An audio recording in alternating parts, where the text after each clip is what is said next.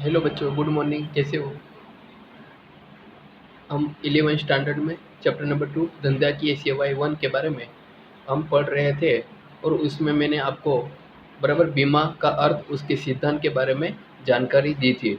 और मैंने आपको बीमा का जो अर्थ बताया था, उसमें बीमा अर्थात मतलब क्या होता है कि दो पक्षकारों के बीच में एक प्रकार का क्या लिखित अनुबंधन है। और उसके जो अलग अलग सिद्धांत है बच्चों, वो 4 सिद्धांत मैंने आपको समझाए थे। अगर आपने वीडियो नहीं देखा है तो फिर से पहला वीडियो देख लीजिए और अच्छी से जानकारी प्राप्त कीजिए। उस बराबर उसमें मैंने जीवन बीमा सिद्धांत, फिर क्षतिपूर्ति का सिद्धांत, बीमा योग्य हित का सिद्धांत और आखिरी का जो अधिकार परिवर्तन का सिद्धांत है, उसके बारे में बच्चों आपको अच्छी सी मैंने जानकारी दी थी। अब हम आगे देखेंगे प्रकार, बराबर जो बीमा के अलग अलग प्रकार दिए गए हैं उससे अच्छी जानकारी प्राप्त करेंगे। देखो, बीमा के दो प्रकार है बच्चों, जीवन बीमा और सामान्य बीमा। बराबर मैं आपको एक चीज़ बताना चाहता हूँ कि जीवन बीमा मतलब हम जो आपको पता है कि 18 साल, 20 साल या 50 साल या ज़्यादा से ज़्यादा 60 या 70 साल तक हम जीते हैं।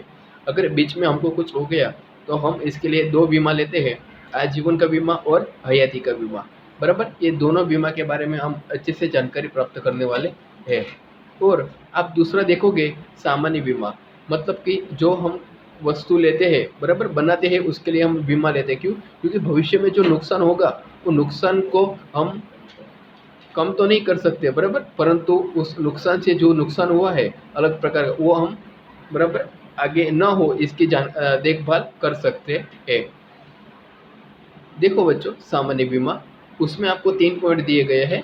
माल परिवहन का बीमा, आग का बीमा और अन्य सामान्य बीमा। बराबर माल परिवहन मतलब कौन सी बराबर 3 रास्तों पे होता है, समुद्री बीमा, हवाई बीमा और मार्ग बीमा। ये तीनों में आपको पता है कि जोखिम है, मतलब एक प्रकार के जो हानि भविष्य में हो सकती है वो कैसे होगी, बराबर ये हमको पता नहीं है, पर हम जो हानि उसको कम तो कर सकते हैं ना। बराबर इसलिए हम माल परिवहन का बीमा लेते हैं। दूसरा है आग का बीमा। और मैंने आपको पहले चीज़ बताया था, बराबर उसमें जो क्षतिपूर्ति का सिद्धांत के बारे में बच्चों मैंने समझाया था कि आपकी जो चीज़ है वो 5 लाख की है। अगर आपने 3 लाख का बीमा लिया है और 3 लाख में आपको नुकसान हुआ, ओके, 3 लाख की वस्तु का आपको नुकसान हुआ, तो उसमें से आपको कितने पैसे मिलेंगे? 2,80,000। अगर आपको नुकसान प्रॉपर कितना हुआ है वो उससे, और बाकी का जो नुकसान हुआ है 20,000 का, वो कंपनी आपको नहीं देगी और इस सब हक किसके पास हो जाएंगे? बराबर कंपनी के पास चले जाएंगे, जो हमने एक उदाहरण से देखा था। बराबर अब देख सकते हैं हम अन्य सामान्य बीमा। उसमें आपको बहुत सारे पॉइंट दिए गए हैं। लाभ हानि का बीमा, स्वास्थ्य का, लूटपाट, पशुओं का, सामूहिक बीमा, खेलकूद का बीमा, वाहन बीमा, शाख का बीमा, त्राहित पक्ष के लिए, धोखाधड़ी के सामने वफादारी का बीमा, दुर्घटना, प्राकृतिक आपदा और कर्मचारी बीमा।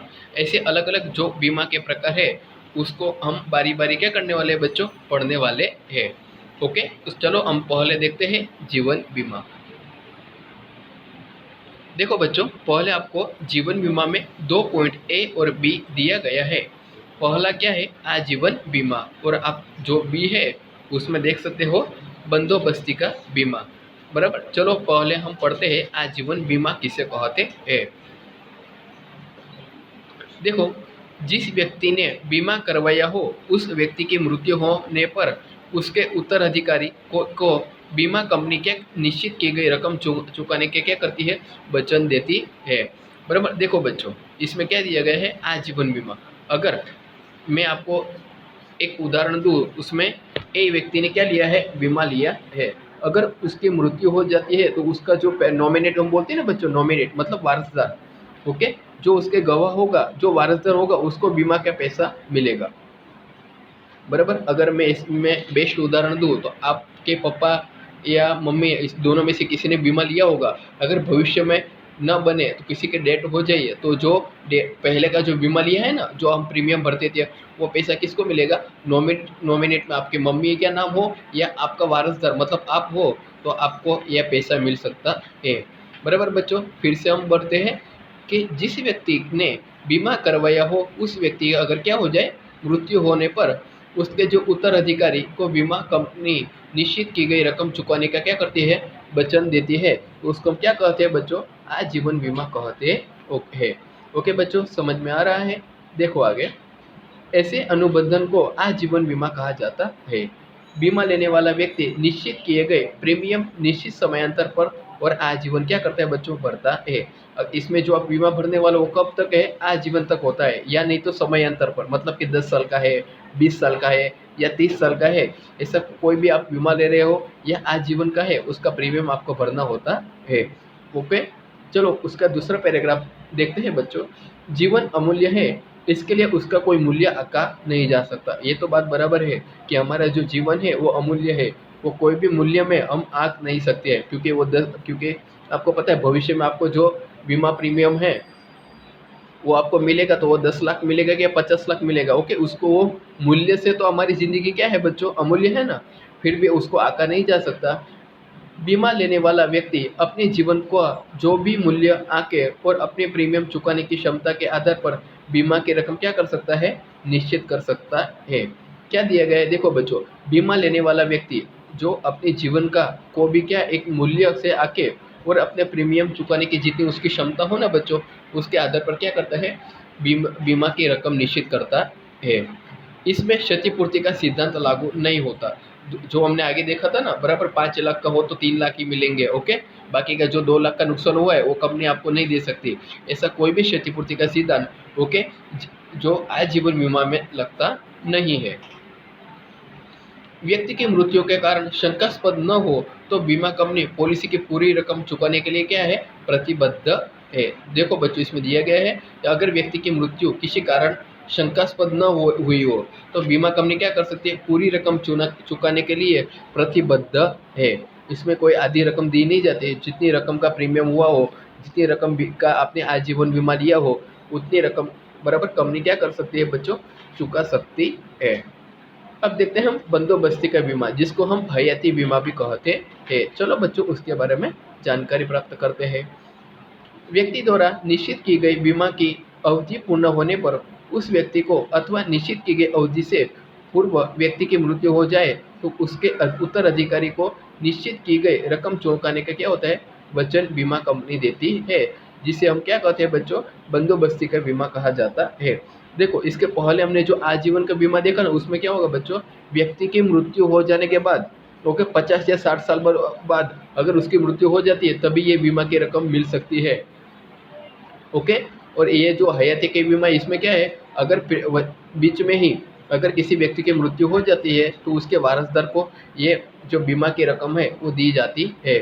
फिर से देखते हैं बच्चों, अगर व्यक्ति द्वारा निश्चित की गई बीमा की अवधि बराबर पूर्ण होने पर, अगर 10 साल के आपने बीमा लिया है तो अगर 10 साल आपके खत्म हो रहे हैं तो उस व्यक्ति को अथवा निश्चित की गई अवधि से पूर्ण व्यक्ति की अगर क्या हो जाए? मृत्यु हो जाए, 10 साल तक उसके प्रीमियम भरा, ओके 10 साल के बाद अगर उसकी मृत्यु हो जाती है तो जितना प्रीमियम उसके 10 साल में भरा होगा ना, वो उसके वारसदार को, मतलब कि नॉमिनेट, मतलब क्या बोलते हैं हम?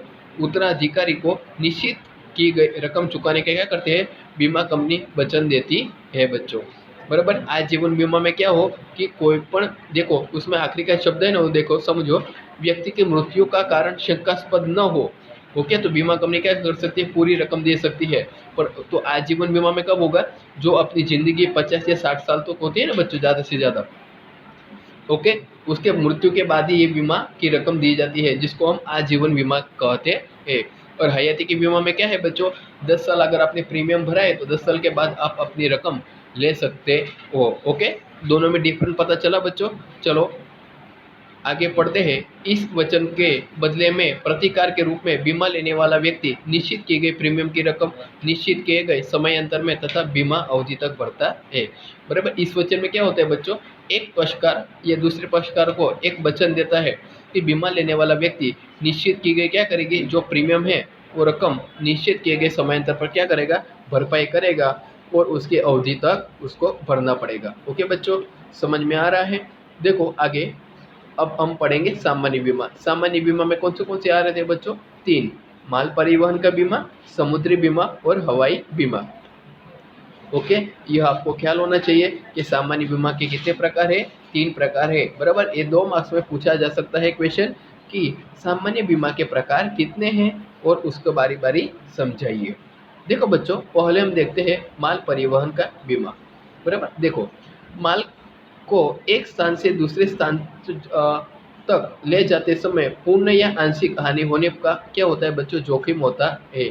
इसके संबंधित बीमा ए समुद्री, बी हवाई, बराबर, सी सड़क या रेल मार्ग से जाना जाता है। अगर आपको ट्रेन से, हवाई जहाज से या समुद्री से, बराबर, आप अगर मुसाफरी कर रहे हो, अगर आपको बीच रास्ते में कोई भी आपको आंशिक या पूर्ण नुकसान होता है तो कंपनी आपको इसका जो पैसा है, बराबर, जिस जो बीमा है उसकी रकम वापस दे सकती है। चलो बच्चों, उसमें आगे देखते हैं समुद्री बीमा।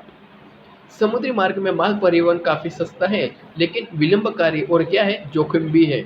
आपको बता दूं कि समुद्री, हवाई और मार्ग या रेलवे में से सबसे जो सस्ता माना जाता है ना बच्चों, वो समुद्री बीमा है। किंतु उसमें क्या है, विलंब हो सकता है और जोखिम आपको पता है समुद्र में आपको ज़्यादा देखने को मिलता है। 18वीं सदी पूर्व अधिकतर अंतर्राष्ट्रीय व्यापार समुद्री मार्ग से होता था, जो आपने इतिहास में, बराबर, सामाजिक विज्ञान में कक्षा 10 तक आपने अच्छे से पढ़ा होगा। इसलिए बीमा का यह प्रकार सबसे प्राचीन और क्या है बच्चों, सर्वव्यापी है। लॉयड्स ऑफ लंदन नाम की संस्था ने समुद्री बीमा का प्रारंभ किया था। ये आपको आपको ख्याल होना चाहिए कि किसकी संस्था ने यह बीमा का प्रारंभ किया था। लॉयड्स ऑफ लंदन नाम की संस्था ने। इस संस्था ने 325 वर्ष से भी अधिक समय से क्या की है, अपनी विश्वसनीयता आज समय तक, अभी तक उन्होंने बनाई रखी है। ओके, समुद्री बीमा के बारे में हमने अच्छी सी जानकारी प्राप्त की। अब हम आगे पढ़ेंगे हवाई बीमा। 19वीं सदी के उत्तरार्ध में हवाई मार्ग से माल भेजना शुरू होने से हवाई बीमा का क्या हुआ था बच्चों, प्रारंभ हुआ। और आपको एक चीज़ बताना चाहता हूँ बच्चों कि हमारे भारत में कब हुआ था पता है, बराबर, 1956 में, बराबर, 1956 में ये हवाई बीमा का जो एक जगह से दूसरी जगह जो माल लेकर जाते हैं, इसकी शुरुआत हुई थी। बराबर, हवाई वाहन व्यवहार खूब तीव्र लेकिन क्या है बच्चों, खर्चीला और जोखिमी भी माना जाता है। इसलिए हवाई परिवहन से मूल्यवान तथा कम वजनी माल को ही परिवहन होता है। देखो, इसमें आपको दो चीज़ याद रखनी है कि ये खूब तीव्र है और बराबर, आपको एक जगह से दूसरी जगह पहुंचना हो वो भी कम समय में, तो आप किस में जा सकते हो, हवाई, बराबर, जहाज में जा सकते हो वो। किंतु उसमें क्या है, खर्चीला है और जोखिम का तत्व आपको पता है इसमें ज़्यादा होता है। इसलिए हवाई परिवहन से मूल्यवान तथा जो कम वजनी माल है उसका क्या होता है, परिवहन होता है। समुद्री और मार्ग बीमा की तुलना में जो बीमा का प्रीमियम दर क्या होता है, सबसे ज़्यादा होता है। ओके बच्चों, हमने समुद्री बीमा और हवाई बीमा के बारे में जानकारी प्राप्त की। अब हम आगे देखेंगे मार्ग बीमा। मार्ग बीमा में दो मार्ग आता है बच्चों, रेलवे और सड़क। मार्ग परिवहन में भूमि मार्ग और रेलवे मार्ग का भी समावेश होता है। भूमि तथा रेलवे मार्ग में माल परिवहन का जोखिमी चोरी, लूटपाट, माल स्थानांतर जैसी आदि हानि होने से होती है। इसलिए इन जोखिमों का रक्षण करने के लिए हम क्या करते हैं बच्चों, मार्ग बीमा लिया जाता है। किंतु अगर तीन में से आपको बहुत अच्छे से क्लियर पता होना चाहिए कि सबसे सस्ता कौन सा माना जाता है, समुद्री बीमा। सबसे ज़्यादा जोखिम भी हम किसको मानते हैं, समुद्री बीमा को। ओके, इसलिए हम ये तीनों प्रकार के बीमा लेते हैं, जिसको हम क्या कहते हैं बच्चों, माल परिवहन का बीमा कहते हैं। ओके, समझ में आया बच्चों। हम आगे का जो पॉइंट है, आग का बीमा। ओके, जो दूसरा प्रकार था बच्चों उसके बारे में जानकारी प्राप्त करेंगे कि माल तथा संपत्ति को निश्चित कारण के परिणाम स्वरूप पूर्ण अथवा आंशिक हानि हो अथवा वह नष्ट हो जाए तो क्षतिपूर्ति के वचन के कारण प्रीमियम का बदला प्राप्त करने के अनुबंधन को आग का बीमा कहते हैं। देखो बच्चों, आग का बीमा, बराबर, इसमें जो हमने क्षतिपूर्ति का जो सिद्धांत है, बराबर बच्चों, उसके बारे में जानकारी प्राप्त की थी ना, कि अगर कोई आपके माल या संपत्ति निश्चित कारण से क्या हो जाती है, बराबर, हानि हो जाती है वह या नष्ट हो जाती है, तो उसमें कौन सा सिद्धांत लागू पड़ता है बच्चों, क्षतिपूर्ति का सिद्धांत लागू पड़ता है। और इसका अनुबंधन हम किसके साथ करते हैं, बीमा कंपनी के साथ करते हैं। ओके, आग के बीमा में बीमा योग्य हित का सिद्धांत का अनिवार्य रूप से क्या होता है बच्चों, अमल होता है। यह आपको याद रखना है कि आग के बीमा में, बराबर, जो हमने देखा था बीमा योग्य हित का सिद्धांत अनिवार्य रूप से क्या होता है बच्चों, लागू होता है।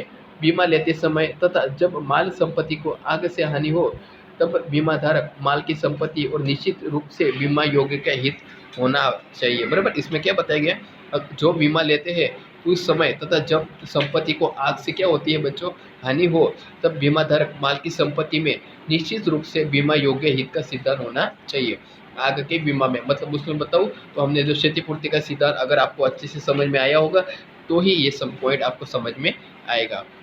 अब हम आखिरी का जो पॉइंट है अन्य सामान्य बीमा, उसमें देखेंगे कि बीमा व्यवसाय में विविधता के कारण बीमा के अनेक प्रकार अस्तित्व में आए।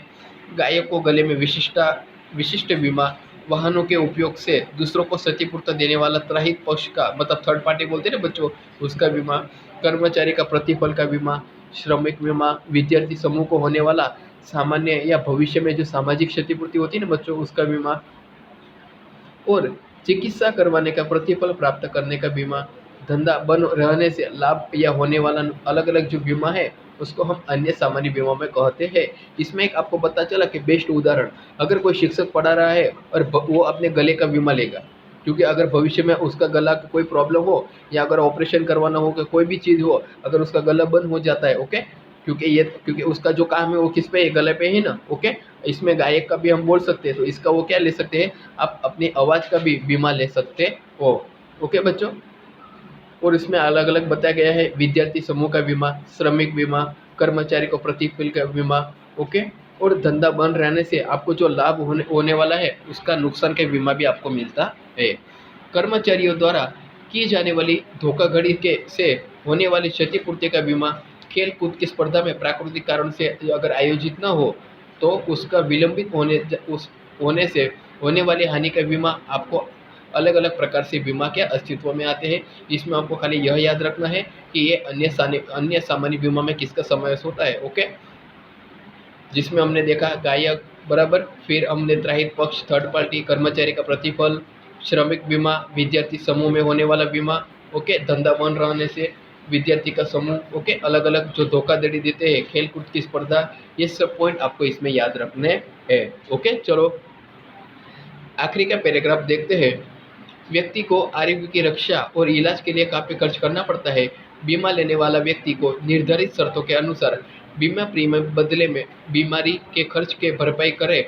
ऐसी बीमा पॉलिसी को क्या कहते हैं बच्चों, स्वास्थ्य का बीमा कहते हैं। अगर आपको पता है कि इस कोरोना के समय में सबने 10,000 या 20,000 तक अपने कोरोना जो बीमा स्वास्थ्य का आपने कटाया होगा, अगर भविष्य में कोई भी बीमारी हमको होती है तो उस बीमारी को जो खर्च को पहुंचने के लिए हम बराबर स्वास्थ्य का बीमा लेते हैं बच्चों, ओके। आपको अच्छे से समझ में आया होगा।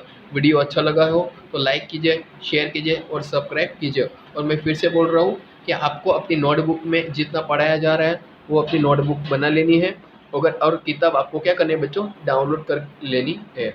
ओके, थैंक यू, जय हिंद, जय भारत।